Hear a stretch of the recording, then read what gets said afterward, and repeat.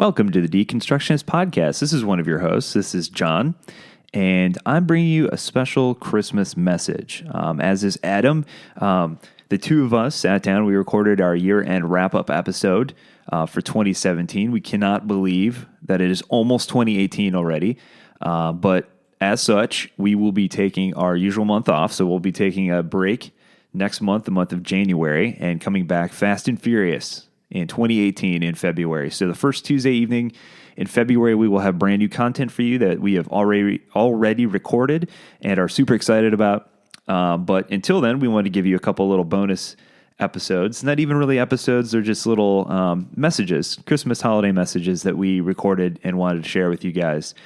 And so in particular, for those of you that joined us last week, for Dr. Alexander Shaya, we talked a lot about the birth narrative, of course, because it's that time of year and it's interesting, but a lot of us, myself included, grew up hearing kind of a blending of the birth stories that are contained within the Gospels. And so what I want to talk about today is I want to differentiate between the stories and point out a couple of important differences.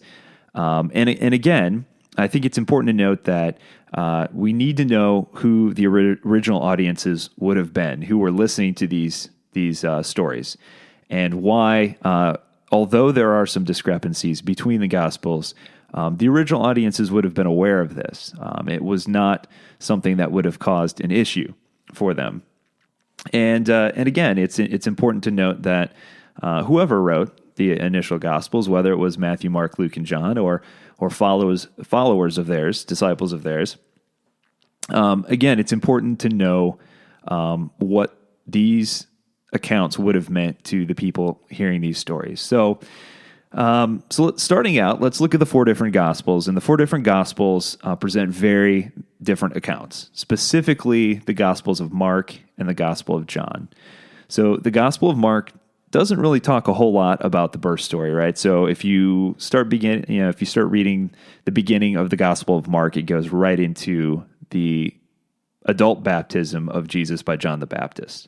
The Gospel of John, in its usual poetic fashion, focuses more on the divine nature of Jesus and really doesn't talk at all about Joseph and Mary, the parents of Jesus. So when we sit around and we recount the birth of Jesus around Christmas time, we really are focusing in on the Gospels of Luke and the Gospel of Matthew. And interestingly, oftentimes, as we noted in last week's episode, we tend to blend those two accounts together, although even though they are slightly different in their details of the account. So I'm going to spend a little time on Matthew, but what I really want to talk about today is the Gospel of Luke. The Gospel of Luke, I feel, really preaches, as they say, specifically to this point in history. So let's look at the Gospel of Matthew first, and look at some of the differences there. So the Gospel of Matthew, again, the audience would have been a very Jewish audience, and the author of Matthew would have been someone who followed the laws and really felt like it was important that his community would have done the same. And so the author of Matthew really speaks to his audience in a way that really focuses on the fulfillment of Old Testament prophecies. So in his telling, it's interesting to note the angel who comes down to foretell the birth of Jesus comes to Joseph in a series of dreams. And Joseph and Mary here in this account are natives of Bethlehem, where they live in a house. And so Jesus actually here is born in a house in Bethlehem. And after the birth of Jesus, the wise men show up, the Magi, they follow a star to the location of Jesus. And of course, we know that there's this evil villain in this story, King Herod. And King Herod basically tries to make a deal with the wise men, and because he wants to murder Jesus. So he says, if you find them, or if you find Jesus, come back and let me know the location of Jesus. And of course, we know in the accounting of Matthew, the wise men, they follow the star, They go find Jesus. They bring the gifts of gold, frankincense, and myrrh. They do not go back and tell Herod. They actually take a different route home. But what's interesting here is we always talk about the gifts that the Magi bring, but we don't talk about the significance of what they bring specifically: gold, frankincense, and myrrh. What's interesting here is that these are the types of things that might be buried with a king. And so the author of Matthew might be indicating here that the full significance of the birth of Jesus may not be fully apparent or fully realized until his death. So it's an interesting note here. So in any event, Matthew talks about the evil King Herod. And of course, when Herod doesn't receive the news of the location of Jesus, he gets really super mad, and he orders the murder of all of male children under the age of 2. And so in the story that Matthew recounts, the baby Jesus, his parents Joseph and Mary, escape to Egypt, and they stay there until Herod and his cronies have died, and then they return. So again, Matthew, the story relayed by Matthew is very much the telling that focuses on Jesus as King of the Jews and the culmination of God's plans and promises. So again, that's where we get the 3 wise men. And what's interesting here is there's no talk of a manger or a barn or an inn or things of that nature. So again, that comes into play in the Gospel of Luke, which is really the part I want to focus on the most here. So the author of Luke really tends to focus on different aspects of the story here. Here, Luke is really telling a story about the birth of Jesus amongst the common people. Jesus is born amongst the lowly, quite literally the lowest of the low. He makes a point to almost portray Jesus and his parents as homeless in a way. So literally, Jesus is born in a barn. And the other interesting thing to note here is that Luke's account begins with the foretelling of another birth, that of John the Baptist, to his parents Elizabeth and Zachariah. And so the story begins actually with Elizabeth, who is, according to Luke, barren and getting on in age, but she's promised a child, which again, this story parallels another story that you might remember in the Old Testament. And so she does indeed become pregnant, and it is said that in the 6th month, an angel comes down. We get the name this time. It's Gabriel. Comes to Mary. And this is different because, again, in the Gospel of Matthew, the angel comes in a series of dreams to Joseph.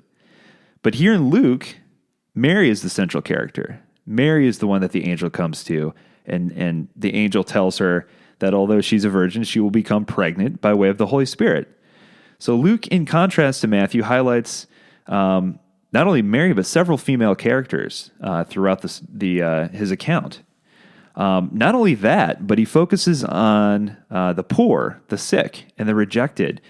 He brings up the Samaritans. And this is huge, and I'm going to come back to that and why that's massively important. But again, Luke's birth narrative differs in his focus on the important role of both Mary, Elizabeth, and other female characters. Here he firmly places Joseph, Mary, and the birth of Jesus amongst the poorest of society. Like I said, literally placing them in a barn. So here in the story, Joseph and Mary, they're actually forced to travel to Bethlehem from Nazareth due to a Roman census that's due to take place. And while they're there, Mary is forced to give birth. And again, this is where we get the story of the barn and the manger scene. So she's forced to use a feeding trough literally as a manger for the baby Jesus. So again, Luke really points out the fact that instead of being born in this fancy home with all the comforts of being at home, Jesus is born literally amongst animals, barn animals. So at this point in the story, the angels that come down to announce the birth of Jesus come down not to the wealthy, wise, and elite, as they do in Matthew's account, to the wise men, the Magi. Here, they appear to the shepherds tending to their flocks in the fields. These were not the wealthy elites of society. These were the working class common folks. And depending on which historical account that you read, shepherds were at the very least the working class blue collar folks, if not far, far worse.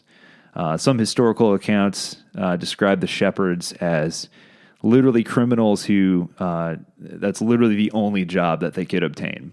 So again, regardless, shepherds are the first messengers of God's peace and goodwill towards all people. So the other interesting difference here in Luke's account is the parallel that he makes between both John the Baptist and Jesus' birth and in the way in which they were named. So in both instances, an angel provides their names and the proclamation of their impending arrival. So in fact, John the Baptist was referred to as prophet of the Most High, and Jesus, son of the Most High. Another interesting point here is the proclamation of Jesus' birth seems to be Luke's way of saying, look, Jesus is the true bringer of peace, and not Augustus Caesar, who was at the time known as the bringer of the Roman peace. So again, Luke is driving home the point that Jesus will bring peace between Israel and the Gentile nations, peace among all nations. And so here is my absolute favorite part about the Lucan birth narrative and the point that I really want to drive home for this holiday season. The author of Luke made it quite clear that Jesus was coming to bring peace among all of God's people. And so the two terms that I want to point out are the term Gentile. Gentile literally means nations. It was a term used by the Israelites to denote all foreign people, essentially, anyone who wasn't an Israelite. And the term was often used as a term of contempt. This was not a good thing to be referred to.